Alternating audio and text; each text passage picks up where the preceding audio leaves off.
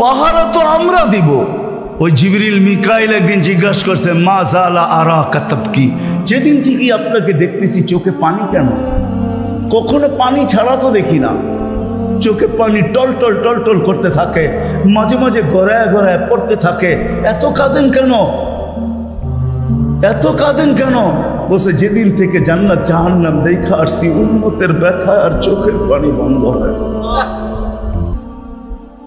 উম্মতের জন্য চোখের পানি বন্ধ হয়। আজকে ওই উম্মতকে আল্লাহ ডাকে। তাইলে আমি বলবো না কেন আব্দুল কাদের জিলানী লিখবে না কেন? চিনেন আব্দুল কাদের জিলানীকে? চিনেন? আরে নাম শুনছেন কোনদিন? পীরানে পীর বড় পীর আব্দুল কাদের জিলানী রহমতুল্লাহ আলাই উনি লেখছেন, হায় ওর চেয়ে বড় হতভাগা কেউ নাই, ওর চেয়ে বড় কপাল পোড়া কেউ নাই, ওর চেয়ে বড় নিমক হারাম কেউ নাই, ওর চেয়ে বড় অকৃতজ্ঞ কেউ নাই, ওর চেয়ে বড় নিকৃষ্ট কেউ নাই। আল্লাহ ডাকলো আর আসলো, নামাজের জন্য ডাকলো আর আসলো না, আসলো না। বলে নিকৃষ্ট কেন বলছে আব্দুল কাদের জিলানী রহমতুল্লাহ আলাইহি? কেননা শুকর সকালবেলা উঠে ঘুমের থেকে উঠার পরে বলে, আল্লাহ ঘুমের থেকে উঠলাম, সামনে কিন্তু তাকাবো, কাইলা ইয়াকা আউয়ালা নজরিন আলা মান লা ইউসাল্লি, যে নামাজ না পড়ে ওর উপরে যেন আমার প্রথম দৃষ্টিটা না পড়ে। আল্লাহ জিজ্ঞাসা করে কেন? আমার কাছে ও আমার চেয়েও নিকৃষ্ট। কেন আমি তো সকালে উঠেই বলি আলহামদুলিল্লাহিল্লাযী খালাকানি আবতারা খালকি, প্রশংসা ওই আল্লাহর যিনি আমাকে সৃষ্টির ভিতরে সবচেয়ে নিকৃষ্ট তৈরি করছে, তারপরও তোমার প্রশংসা। আমি তো উঠেই তোমার গীত গাই, কিন্তু তুমি ডাকো তারপরও ও সাড়া দেয় না, তো আমার মন বলে ও আমার চেয়েও নিকৃষ্ট। দ্বিতীয় দলিল দেয় যে আমি তো জাহান্নামে যাব না, উকুদুহান নাস ওয়াল হিজারা, মানুষই তো জাহান্নামে যাবে। আমাকে তো কিয়ামতের দিন বলা হবে কুনু তুরাবা, মাটি হয়ে যাও, আমি মাটি হয়ে যাব। কিন্তু মানুষকে তো এই কথা বলা হবে না, মানুষকে তো বলা হবে উকুদুহান নাস ওয়াল হিজারা, তুমি জাহান্নামের ইন্ধন হবে, মানুষই জাহান্নামের ইন্ধন হবে, আবার মানুষই জান্নাতের উচ্চ শিখরে। এই জন্য শুকর বলে ওর চেয়ে নিকৃষ্ট কেউ নাই। তো আব্দুল কাদের জিলানী পীরানে পীর বড় পীর আব্দুল কাদের জিলানী রহমতুল্লাহ আলাইহিও বলেন যে ওর চেয়ে নিকৃষ্ট কেউ নাই। এই জন্য যদি পূজা আইসা থাকে, কথা আগে নেওয়ার আগে, শেষ করার আগে এইখানেই প্রতিশ্রুতি নিতে চাই যে আজকে যারা এই মজমায় আছে, দুকে হাত রেখা ওয়াদা করব যে আজকের পরে, বিশেষ করে যুবকরা, যে আজকের পরে আর আমি কোনোদিন নামাজ ছাড়ব না। ওয়াদা, বিলকুল ওয়াদা, তাইলে আগে চলতে পারি। ওয়াদা কিন্তু আজকের থেকে আর নামাজ ছাড়ব না,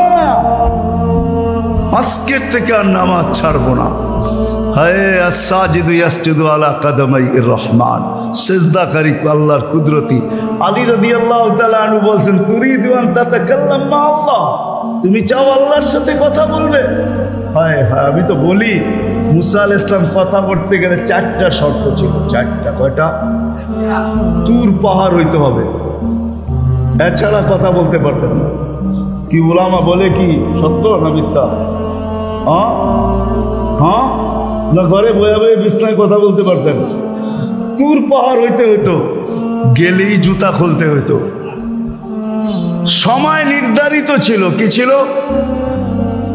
এই সময় আসলে কথা হবে, নাইলে হবে না। আবার কথার সীমা রেখা ছিল, আজকে এতটুক বলবে, বাকিটুকু কালকে, এর বেশি বলা যাবে না।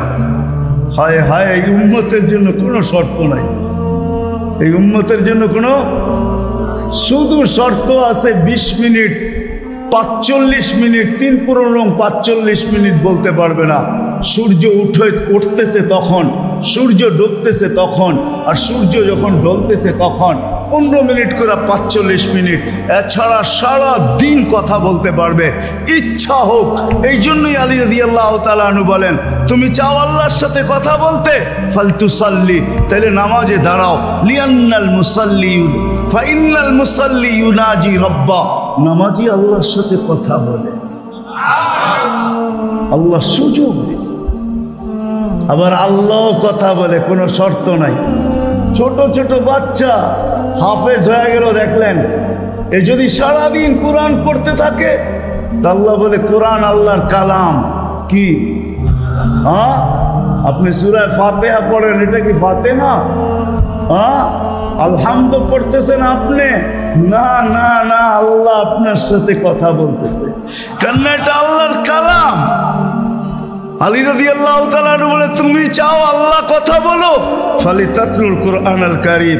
উলামাদেরকে জিজ্ঞাসা করেন, উজু না থাকলেও কোরআন মুখস্থ পড়া যায়, যায় না? হ্যাঁ, শুধু নাপাক হইলে পড়া যায় না, ঠিক না? নাপাক ছাড়া বাচ্চা থেকে বাচ্চাও যদি সারাদিন পড়তে থাকে আল্লাহ নিষেধ করবে না। শেষ করে যদি আবার শুরু করে আল্লাহ নিষেধ করবে না। আল্লাহ বলবে তুই এক সময় ক্লান্ত হয়ে যাবি, কিন্তু আমি কথা বলতে বলতে ক্লান্ত হব না, আমি তো বলতেই থাকবো। বিদায় মেরে দোস্ত, আজকের থেকে নামাজ ছাড়বো না, পাক্কা ওয়াদা। যুবকরা কি বলে? যুবকরা সবচেয়ে বেশি আমার যুবকদেরকে দরকার। যুবকরা যদি নামাজি হয়ে যায়, চলো মনে উঠলো বলেই দিই, তুমি জানো না যুবক সেজদায় কি রাখা আছে? যুবক যখন সেজদায় যায় সুবহান রাব্বিয়াল আলা বলে, আলা সুবহান রাব্বিয়াল আলা, আল্লাহ উপর থেকে চিৎকার দিয়া বলে সাব্বাহতানি সাব্বাহতু, তুই আমাকে পবিত্র বললি আর তুই অপবিত্র থাকবি, এটা হতে পারে না। তুইও পবিত্র, গুনাহ মাফ। আলাইতানি ফাআলাইতু, তুই আমাকে মহান বললি আর তুই মহানত্ব পাবি না, এটা হতে পারে না। তুইও মহান। বলে আল্লাহ কেমন মহান? বলে তোর জন্য আরশের নিচে গ্যালারি এখনই ঠিক করতেছি, তোকে আরশের নিচে আমি ছায়া দিব, তো একটা গ্যালারি দিব তোকে। হ্যাঁ, সুপার ডিলাক্স গ্যালারি, যেখানে তুমি বসবে যা চাবে তা পাবে, খাইতে থাকবে আর হিসাব কিতাব দেখতে থাকবে। আল্লাহকে যদি বলি আল্লাহ এই গ্যালারি কেন দাঁড় করাবেন, আল্লাহ যেন আমাকে বলতে চায় হিসাব কিতাব দর্শক না হইলে খেলতেও ভালো লাগে না, আবার দর্শক না হইলে খেলতেও ভালো লাগে না, আর দর্শক ছাড়া খেলাও জমে না। আল্লাহ বলে তোকেদেরকে দর্শক বানাবো, কেননা হিসাব কিতাবও তো একটা খেলা, ঠিক না? কি বলেন? হ্যাঁ, খেলাই হবে হিসাব কিতাবের। আরশের নিচে হবে মেলা আর বাহিরে হবে হিসাব কিতাবের খেলা, ঠিক না?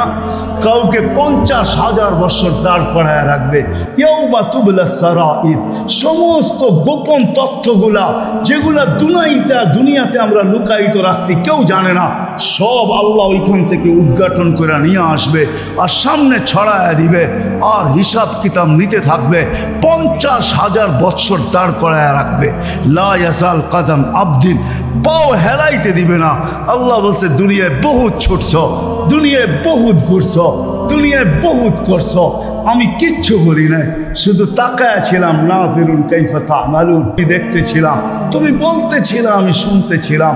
কুলতু ফাসামি'তু, আমি শুধু শুনছি, তুমি করতেছিলাম আমার বিরুদ্ধে। ফাতাহাম্মালতু, আমি সহ্য করতেছিলাম, কিছুই বলি নাই। আজকে দেখাবো তোমাকে খেলা।